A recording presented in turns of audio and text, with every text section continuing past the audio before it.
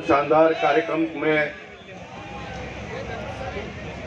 हम सबके बीच उपस्थित होकर आगे के कार्यक्रम के लिए गए ऐसे मुंबई भारतीय जनता पार्टी के अध्यक्ष एडवोकेट आशीष शेलार जी, देश की सुप्रसिद्ध फिल्म अभिनेत्री मथुरा की सांसद हेमा मालिनी जी, महाराष्ट्र में जिनका बहुत बड़ा एक सामाजिक क्षेत्र में काम है और हमारे महाराष्ट्र के लोकप्रिय पूर्व मुख्यमंत्री, वर्तमान में उप मुख्यमंत्री और हम सबके मार्गदर्शक देवेंद्र फडणवीस जी की धर्म पत्नी अमृता फडणवीस जी, भागवतकार भूपेंद्र भाई पंड्या जी, इस विभाग के लोकप्रिय विधायक योगेश सागर जी, हमारे मुंबई महानगर पालिका के उपायुक्त शंकरवार जी, सहायक आयुक्त किरण दिगावकर जी, अन्य सभी मंच पर उपस्थित प्रतिष्ठित मान्यवर, इस कार्यक्रम में इतनी बड़ी संख्या में आए हुए सभी नगरजन भाई और बहनों, सबसे पहले मैं आप सबका अभिनंदन करता हूं। भारतीय जनता पार्टी के सभी कार्यकर्ताओं को धन्यवाद देता हूं, जिनके प्रयास से एक बहुत अच्छा बड़ा भूमि पूजन का कार्यक्रम यहां पर हुआ। और मेरे अमृता जी 33 साल के 32 साल पूरे हो गए, 33 साल के जनप्रतिनिधित्व जीवन में बहुत सारे कार्यक्रमों का भूमि पूजन और उद्घाटन हुआ, लेकिन ये पहला कार्यक्रम है जिसमें मुझे मुंबई महानगर पालिका और भारतीय जनता पार्टी का 100% सपोर्ट मिला और इतना बड़ा कार्यक्रम हुआ। मैं तो भूमि पूजन का कार्यक्रम मंच भी न बनाते हुए पीछे एक बैकड्रॉप लगाकर 4 कुर्सी रखकर कार्यक्रम कर लिया, भूमि पूजन कर लिया, ये मेरा स्वभाव बना हुआ था। लेकिन मुंबई महानगर पालिका ने इतना इसकी भव्यता को बढ़ाई, इसलिए निश्चित मैं आप सबकी ओर से उनका अभिनंदन करता हूं। बहुत सारी बातें हुई है और मैं हमेशा करता हूं कि मेरा भाषण, जो प्रकल्प का निर्माण मैं करता हूं वही मेरा भाषण है, क्योंकि जो भी प्रकल्प में लोग आएंगे देखने के लिए वो बार बार याद करेंगे भारतीय जनता पार्टी को, भारतीय जनता पार्टी के नेताओं को, और निश्चित मेरे जैसे सांसद योगेश भाई जैसे विधायक बाला तावड़े और कमलेश यादव और बाकी सारे जो हमारे नगर सेवक है, इनको जीवन भर लोग याद करें। इस प्रकार का काम हमने करना चाहिए, इस प्रकार की एक सीख हमको भारतीय जनता पार्टी के नेतृत्व ने दिया है। मैं ये कार्यक्रम जो गए 5 सालों में जो मुझसे हुआ है उसके बारे में अनेकों को क्रेडिट मैं दूंगा, मेरे मतदार संघ के मतदाताओं को मैं क्रेडिट दूंगा जिन्होंने मुझे इतने बड़े पैमाने पे मतदानों से जिता कर दिया। लेकिन मैं अपने राजनीतिक जीवन में 2 व्यक्तियों को कभी भी भूलूंगा नहीं, उनके गैरहाजिरी में भी उनको मैं याद करता रहूंगा। 92 में मैंने चुनाव न लड़ने के कहने के बावजूद भी राम नाईक जी ने मुझे जबरदस्ती चुनाव लड़वाया, इसलिए उनको मैं याद करूंगा। 2000 के चुनाव के पहले देवेंद्र जी मुख्यमंत्री हुआ करते थे। मैंने उनको कहा कि मैं पब्लिक का और पार्टी का बहुत सेवा किया, मुझे मेरे घर के लिए कुछ ना कुछ करना है, इसलिए मुझे आप फ्री करो इसमें से।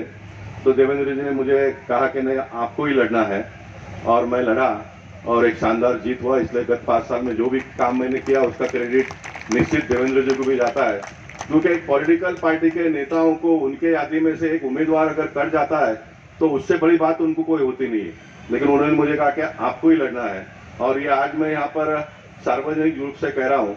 लेकिन जो हमारा नया पार्लियामेंट, ये मेरे मन में जो भाव आता है मैं कह दे रहता हूँ, मैं कभी कुछ लिखकर या तो प्लानिंग और प्रिपरेशन करके कभी आता नहीं कार्यक्रम में।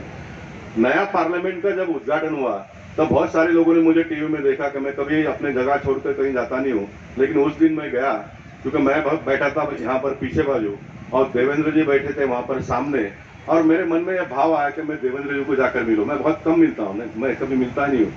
अमृता भाभी को पता है कि उनके बिल्डिंग में भी उनके घर पर बहुत मीटिंगों में गया, लेकिन बहुत कभी बातचीत उनसे हुई नहीं है। मैं कम करता हूँ। तो देवेंद्र जी को जब मैंने नए लोकसभा में देखा तो मेरे मन में यह भाव आया कि मैं देवेंद्र जी को मैंने जाकर मिलना चाहिए, क्योंकि उन्होंने मुझे अगर आगाह नहीं किया था कि आपने वापस चुनाव लड़ना चाहिए तो मैं नए पार्लियामेंट के बिल्डिंग में नहीं जाता था। इसलिए मैं उनको जाकर धन्यवाद देकर आया। अब इसकी ग्रेविटी कितनी आपको नहीं पता है। बहुत सारे ऐसे कम सांसद होंगे जिन्होंने जूने पार्लियामेंट में भी काम किया और नए पार्लियामेंट में भी काम किया। उसमें से मैं एक हूँ और उसका क्रेडिट बड़े पैमाने में देवेंद्र जी को जाता है। देवेंद्र जी ने बहुत सारी बातें बताई है, अभी नहीं बताऊंगा, बाद में बताऊंगा, लेकिन ये बताना बहुत जरूरी था, वो मैंने बता दिया।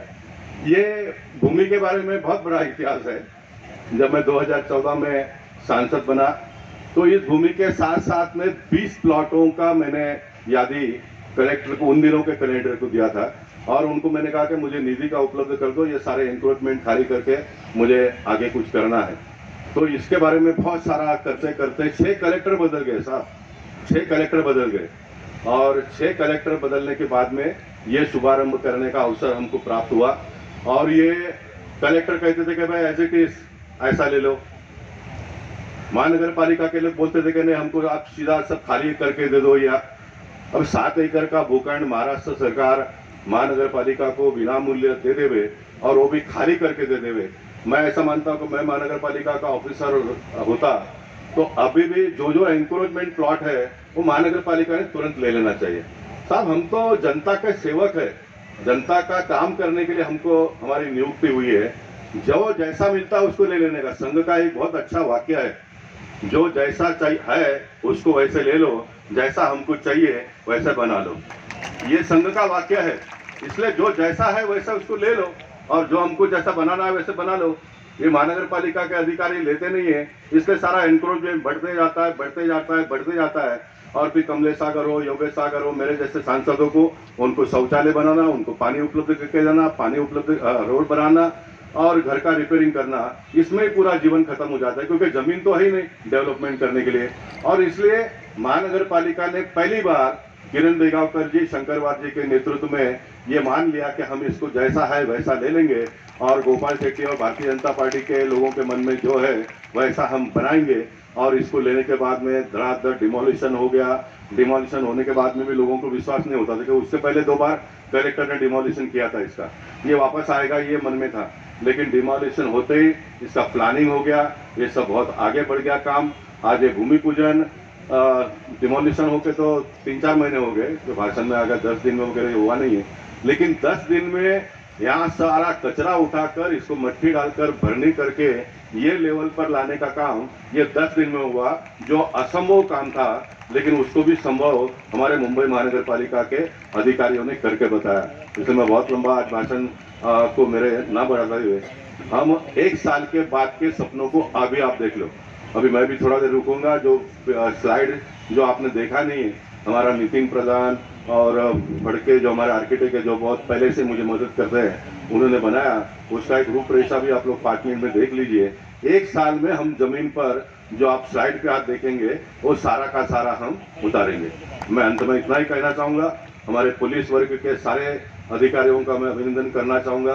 33 साल के मेरे जीवन काल में पुलिस डिपार्टमेंट के लोगों ने जो कोरोना काल में काम किया वो न भूतो न भविष्य के।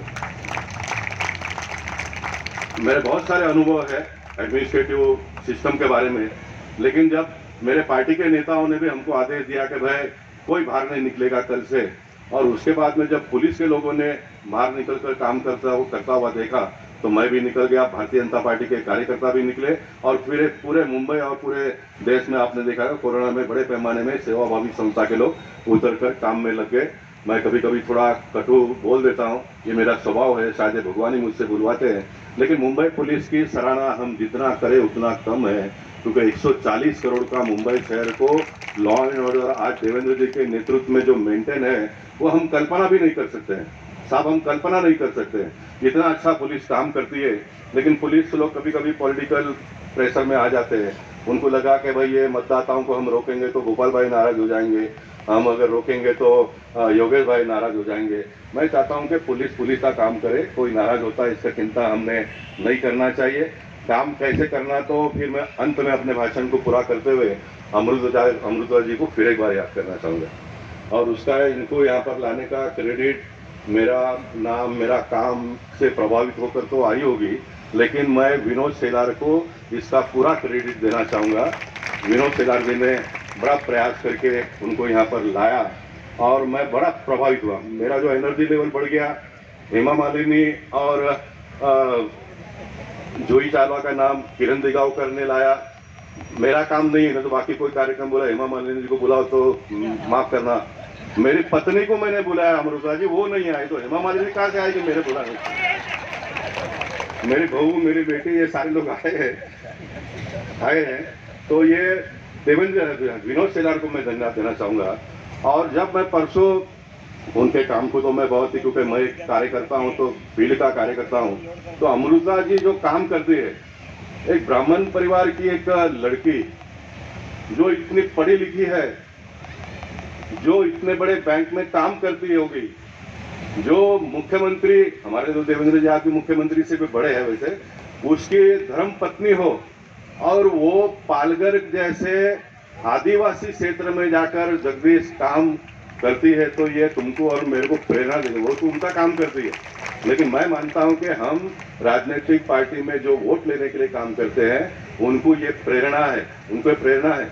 और मैं एक बार तो जरूर, मैं ये ताली बजवाने का चक्कर में कभी जाता नहीं हूँ, लेकिन पहले से लास्ट तक बैठा रहना, ये बहुत बड़ा मैसेज हम भारतीय जनता पार्टी के कार्यकर्ताओं को दिया, बहुत बड़ा मैसेज दिया। मैंने उनको कहा कि आप मेरे पहले भाषण करिए, उन्होंने कहा कि नहीं गोपाल जी आप करिए, मुझे आपको सुनना है, मैं बैठूंगी। ये मेरा एनर्जी लेवल और बढ़ाया। नहीं तो मेरे चेहरे पर आप देखते हो, मेरा जब कार्यक्रम होता है तो बहुत बड़ा तनाव में मैं रहता हूँ, हाँ बहुत तनाव में रहता हूँ, लेकिन मैं आज थोड़ा तनाव फ्री में रहा और मैं बहुत प्रसन्नता महसूस करता हूँ।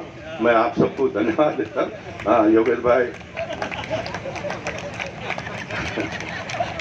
बाबा सीताराम बोल तो इसमें सब कुछ आ जाता है। तो मैं फिर एक बार आप सबको धन्यवाद देता हूँ और भगवान से प्रार्थना करो कि जो गोपाल भाई ने सोचा है कि ये पूरा तैयार होकर 1 साल के पहले अगर अमृता जी इजाजत देती है तो वो तो आएगी, देवेंद्र जी आएंगे। हम 25 दिसंबर को अटल जी के जन्म दिवस के अवसर पर इसका उद्घाटन हो, इस प्रकार से बहुत स्पीड में हम काम करेंगे। आप सबको फिर एक बार बहुत बहुत धन्यवाद। भारत माता की जय, जय महाराष्ट्र। Thank you.